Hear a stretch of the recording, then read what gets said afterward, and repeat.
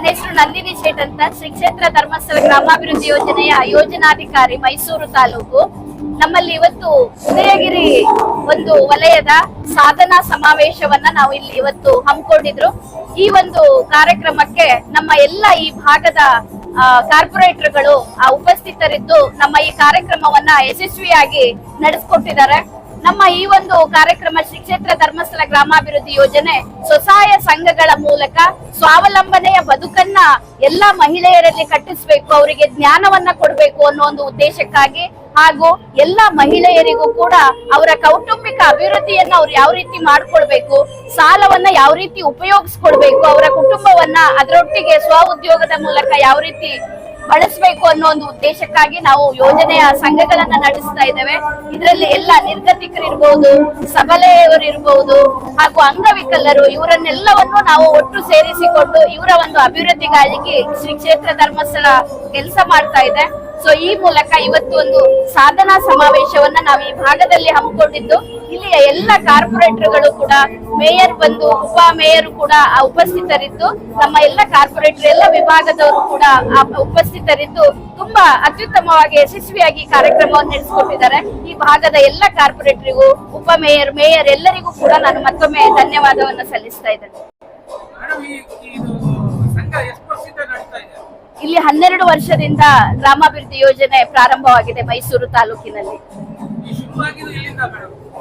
ಬೆಳ್ತಂಗಡಿ ತಾಲೂಕಿನಿಂದ ಶುರುವಾಗಿದೆ. ಈಗ 42ನೇ ವರ್ಷ ನಡೀತಾ ಇದೆ ಶ್ರೀ ಕ್ಷೇತ್ರ ಧರ್ಮಸ್ಥಳ ಗ್ರಾಮಾಭಿವೃದ್ಧಿ ಯೋಜನೆಗೆ.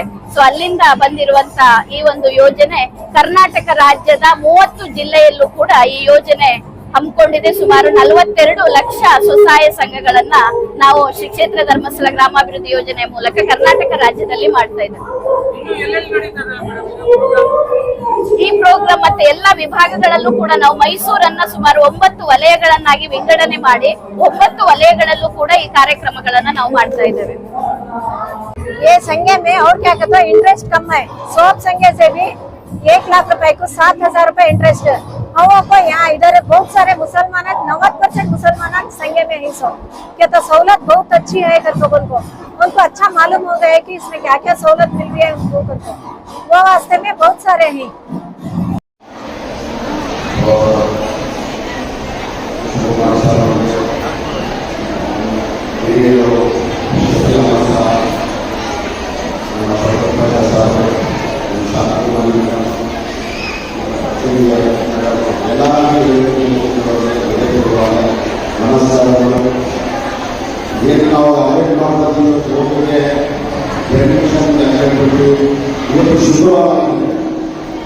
ಶುಕ್ರವಾರ ನಾವು ಮಸೀದಿ ಅದು ನಿಮ್ಮ ಕಾರ್ಯಕ್ರಮಕ್ಕೋಸ್ಕರ ಎಷ್ಟು ಲೇಟ್ ಆಗಿಬಿಟ್ಟಿದೆ.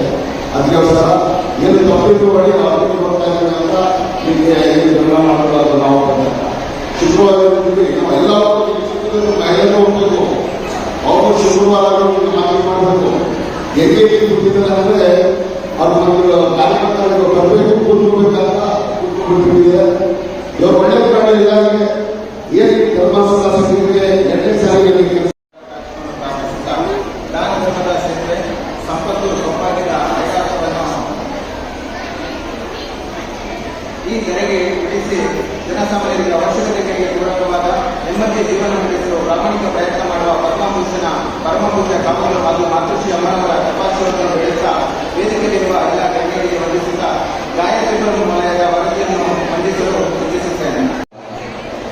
ಸ್ವಸಹಾಯ ಸಂಘಗಳ ಎಲ್ಲ ನಮ್ಮ ತಾಯಿಯರು, ಅಕ್ಕನಿಯರು ಎಲ್ಲರಿಗೂ ಈ ವರಮಹಾಲಕ್ಷ್ಮಿ ಪೂಜೆಯ ಶುಭಾಶಯಗಳನ್ನು ಹೇಳ್ತಾ, ನಾನು 2 ನಿಮಿಷ ಮಾತಾಡ್ತೀನಿ ಅಷ್ಟೇ. ದಯಮಾಡಿ ಮತ್ತೆ ಈ ಆಯೋಜನೆ ಮಾಡುವಂಥ ಸುದೀರ್ಘವಾಗಿ ಮಾತಾಡುವಂಥ ನಮ್ಮ ಸ್ನೇಹಿತರು ಹೇಳಿದರು, ಶಿಸ್ತು ನಿಶ್ಶಬ್ದತೆ ಇದೆ ಎಲ್ಲ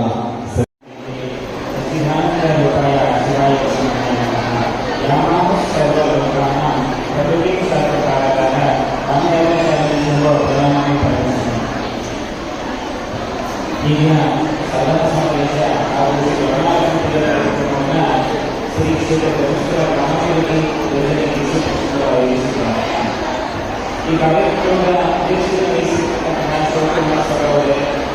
मुख्य अतिथिಗಳಾಗಿರ್ತಕ್ಕಂತಹ ಶ್ರೀಮತಿ ರೂಪಶ್ರೀ ಅವರೇ, ಶ್ರೀಯುತ ಸತ್ಯರಾಜ್ ಅವರೇ, ಶ್ರೀಯುತ ಯುವರಾಜ್ ಅವರೇ, ಶ್ರೀಮತಿ ಶಂಕರಕುಮಾರಿ ಅವರೇ, ನಾಗರಾಜು ಅವರೇ ಹಾಗೂ ನಂದಿನಿ ಮೇಡಮ್ ಅವರೇ ತಮ್ಮಲ್ಲಿ ಶರಣ ಸಮರ್ಪಿಸಿ ಹಾಗೂ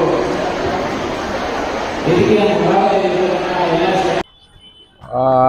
आज मुझे धर्मस्थला अभिवृद्धि संघा बोलकर एक फंक्शन किए हैं, यहाँ पर आया हूँ मैं।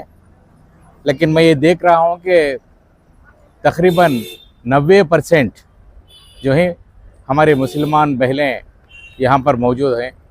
मकसद एक ही होता है कि धर्मस्थला संघे जो हैं, संघे जो बनाए गए हैं, यहाँ पर तकरीबन 8-10 किस्म के संघे हैं।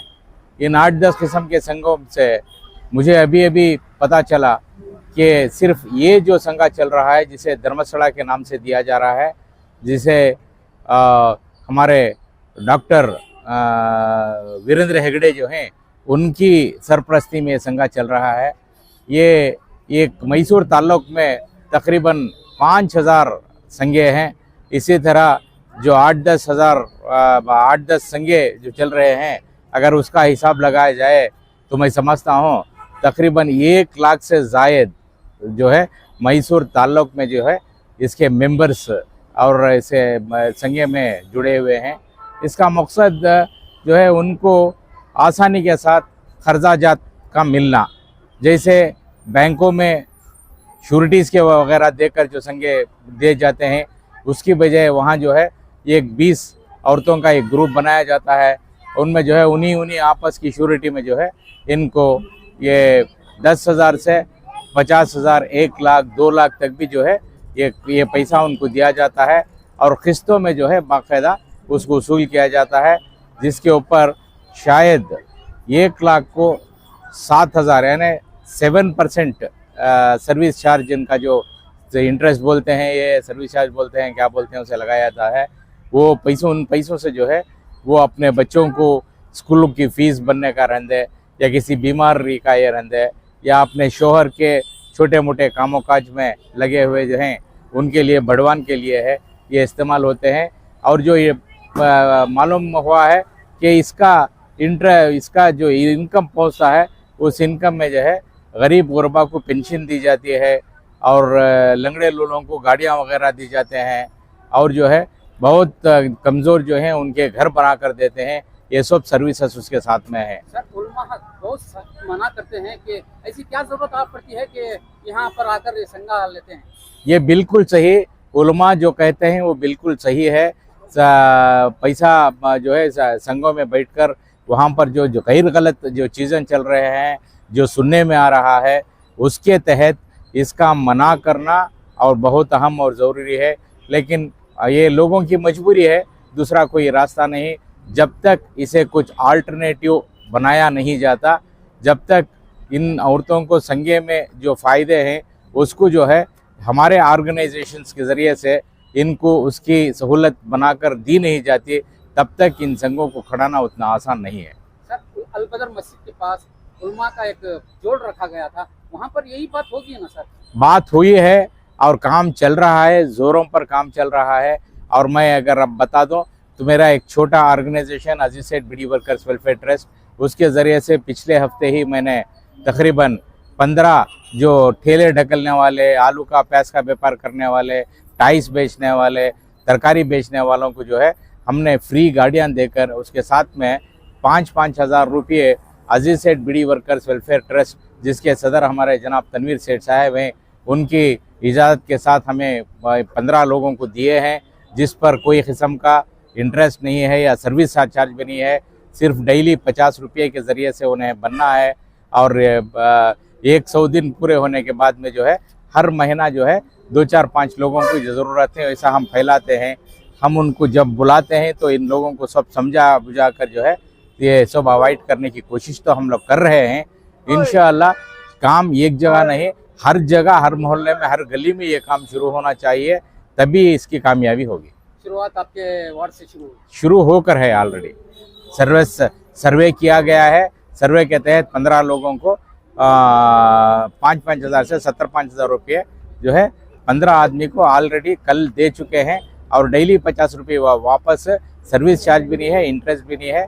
उन्होंने उनकी कमाई कमाना, वरना क्या करते हैं नो, बगैर पैसे के जाकर भंडवाल नहीं सौ माल लेने के तो 100 रुपये का माल को 125 रुपये दाल को देते हैं।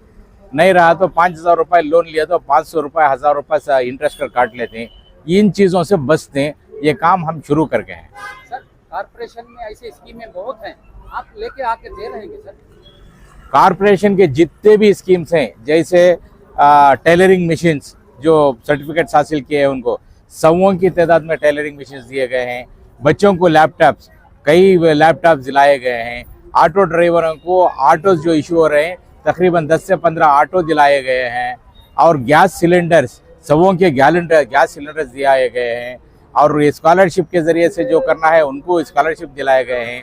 जो लोग बीमार हैं उनका पूरा बिल्डिंग वगैरह के साथ में रहे बोले तो उनको 10-15 हज़ार रुपये जो कॉरपोरेशन के जो हैं वो बीमारों को वो दिलाकर है।